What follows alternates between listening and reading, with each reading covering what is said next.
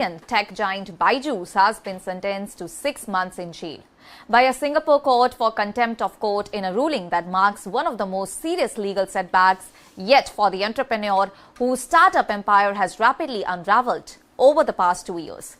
Notably, the court found that Raveendran had repeatedly disobeyed multiple judicial orders relating to the disclosure and control of his assets, with violations stretching back to April 2024. And alongside the custodial sentence, he has been directed to surrender himself to authorities, pay court cost amounting to Singapore dollar 90,000, that is approximately dollar 70,500, and provide documentation proving his legal ownership of Byju Investco Pte, that is a corporate entity linked to the shareholding in one of the group's related firms. The contempt proceedings were initiated by a subsidiary associated with the Qatar Investment Authority, that is a sovereign wealth fund that had previously participated in funding rounds from Byju's during its peak expansion phase. The legal dispute centers around allegations that Raveendran failed to comply with court directives that is aimed at safeguarding and disclosing assets during ongoing financial proceedings. And in the Singapore case, legal representation for the claimant was held by Drew and Napier, while Raveendran's side was represented by Fervent Chambers. And according to the court-linked filings and individuals familiar with the matter, the judge determined that the repeated non-compliance amounted to deliberate disregard of judicial authority, ultimately leading to the custodial sentence. And once regarded as one of India's most prominent startup success stories, Raveendran built Byju's into a global EdTech brand under his parent company Think and Learn Private Limited. The company grew aggressively during the global surge in digital education demand, backed by major international investors and billions of dollars in funding. And at its height, Byju's was valued among the world's most influential education technology companies. And Raveendran himself was widely celebrated as a billionaire entrepreneur, symbolizing India's startup boom.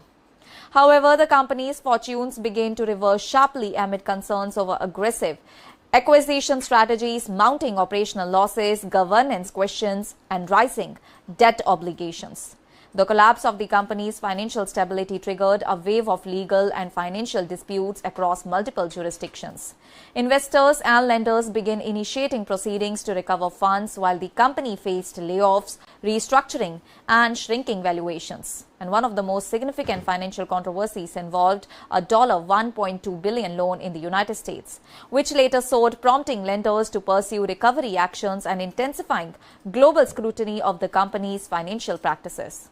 And all these disputes have contributed to a growing web of litigation spanning Singapore, India, and the United States of America, placing sustained pressure on Raveendran and his associated business entities. The Singapore ruling adds a new dimension to this ongoing legal turmoil, particularly as authorities also noted uncertainty regarding Raveendran's current whereabouts. He has not issued any public statement in response to the judgment, and it remains unclear whether he is presently in Singapore or elsewhere. The court's order to compel asset disclosure and enforce compliance underscores the seriousness with which the jurisdiction is treating the matter, especially in light of alleged repeated violations. And as the proceedings continue in other countries and creditors intensify efforts to recover losses, the case reflects the dramatic reversal of fortune for a founder who once stood at the center of India's most high-profile startup success story, but now finds himself at the heart of a widening international legal storm. Byju Raveendran, founder of the Indian edtech company Byju's, has been sentenced to 6 months in jail by a Singapore court for contempt of court, marking a major escalation in the legal troubles surrounding his once highly valued startup.